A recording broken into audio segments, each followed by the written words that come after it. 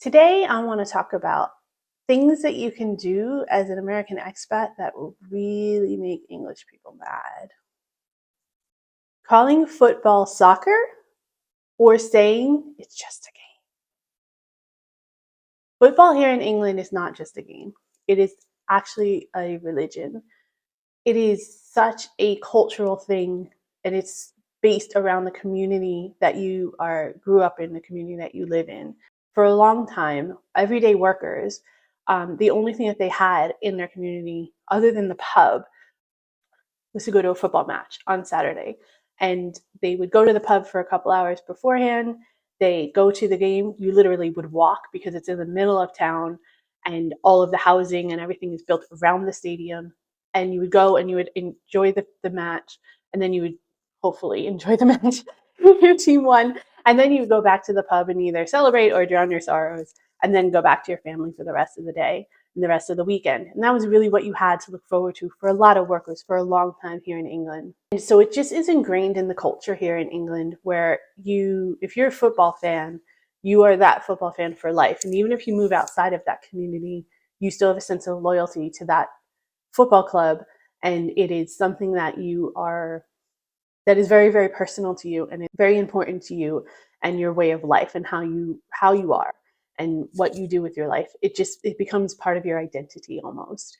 And it is so insulting to call it soccer because it's cut a completely different culture around the game in America than it is just about in the rest of the world.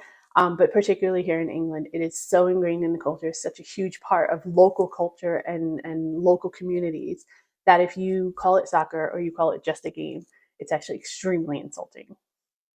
Mistaking English people for Irish, Australian, or Welsh. I have a hard time with accents here.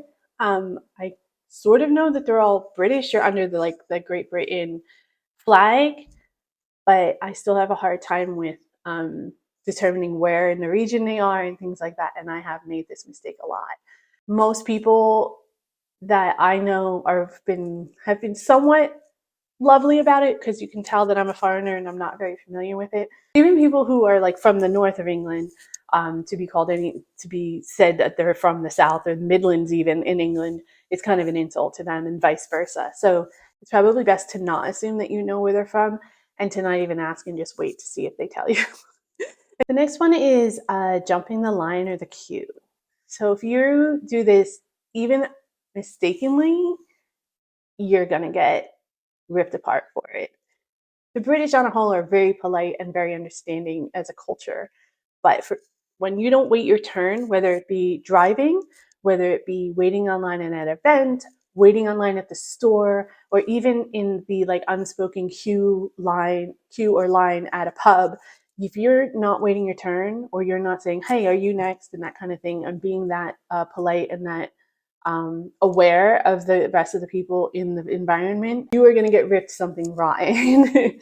They are very, very, very particular about their cues and lining up and waiting your turn. And it's considered a huge, rude disruption of society for you to jump the line. But just being polite in general, this one kind of goes with jumping the line, but it's also worth having a separate conversation about. But saying pleases, saying thank yous, holding the door for someone, acknowledging, if someone's behind you or if you almost run into them, saying sorry, things like that. It is really, really frowned upon to not acknowledge the sense of community here. It's all about keeping things calm, keeping things, going and letting the community run the way it's supposed to run and trying to keep it at a very just minimal low volume level and avoiding conflicts wherever you can. The community here is very, very focused on doing your thing and just carrying on with it and making sure it doesn't disrupt other people around you if at all possible. So make sure that if you are in England or you're in this type of environment, that you're saying your pleases and thank yous. These are things you probably should do anyway, no matter where you are, even if you're not in England. But particularly here in England, it's very, very frowned upon if you're not saying your pleases and thank yous, if you're being rude to someone for no reason, or throwing a little temper tantrum or something like that, just because someone said something wrong or did something wrong. The community will get involved in those cases because it's all about keeping the community in a safe and calm culture. around you. So make sure that you're putting that extra effort in if you're ever in this environment. Thinking that London is like the only place in England or the most representative place of England. It's not. Don't get me wrong. London is beautiful. And it was the center of the world for a very long time. And it is kind of a little bit at center of the world still, again, because it's such a port from the eastern to the west.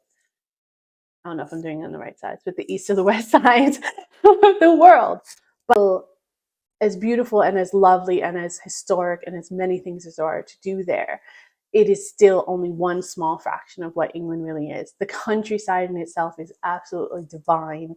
The northern cities are beautiful as well, and there's a lot of history involved in those. And the coastlines are absolutely stunning and definitely deserve their due and deserve tourist attention. All types of castles and estate homes and remnants of Roman influence in Roman buildings and structures all over the country. So for you to just assume that London is England and you know everything about England just from visiting London is usually an insult to the UK culture, and it's particularly an English culture. So just make sure that if you do have the opportunity to venture out, that you take advantage of it. I guarantee you, you will not be disappointed. Having a bad cup of tea. I get yelled at a lot because I don't know how to make tea properly, apparently. And so now I kind of don't even offer.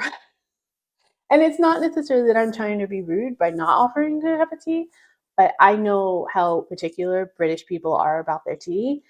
I'll put the kettle on, I'll put the cups out, I will serve it to you once it's made. I'm happy to do that for anybody. I will have tea on hand ready for anyone that comes to visit. More than happy to do that for anybody here in England. But as far as actually putting all the ingredients together, stirring it properly, making sure that the right amount of milk is in it and that it's in at the right time and all that kind of stuff. It's so specific and particular, not just to the culture, but to each individual person. So I have a hands-off approach to it. I'm sorry, but you're on your own. Because if you make someone a bad cup of tea, you are going to ruin their day.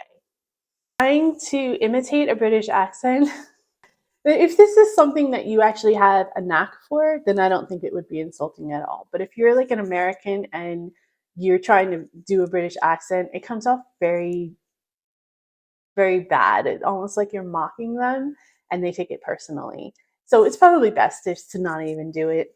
My personal experience that from American perspective, you typically would only get like a Cockney accent or a very posh accent in most of like the movies and media and stuff. And those are only 2 out of like 1,000 accents that are here in England. So assuming you know is not the first thing is going to be insulting, but secondly, also trying to intimidate it in a way that's not a banter way, like in a way that you're not, if you're not in comfortable company and it's somebody that you don't know very well and you're trying to imitate the accent, that would definitely come off as rude. So I would avoid it at all costs. Invading someone's personal space. Now, space is at a premium here in England. There's not a ton of it. But if you are, in town or something like that, or at an event, and you are right next to somebody, if it's not crowded, that's a problem. If it's crowded, obviously, then there's not many places you can go and people are pretty understanding. But if you're like at a coffee shop or something and you're sitting down, you sit down at a table right next to someone else when there's plenty of tables on the other side of the room, it's kind of considered rude because you're kind of invading their space when you don't really have to. Just things like that at the bar as well. You don't sit at the bar stool right next to someone unless you're in that group or you're with that person. You would have a bar stool next to them, in between you two. On public transportation, you wouldn't sit at a seat right next to somebody else. If the entire car has seats available, you would go to someone else, go to a different seat and have some space in between you and the other people that are on the car, if at all possible. It's considered very rude to kind of be in someone's personal space like that in a public setting. There you have it, guys. Those are the things that I have found from my personal experience of living here in England as an American expat that really will get English people mad. Whether you're visiting, whether you're living here, or you're just trying to learn a little bit more about the culture, just take heed of a couple of those things so you can avoid some of the mistakes and uncomfortable situations that I found myself in while I've been here.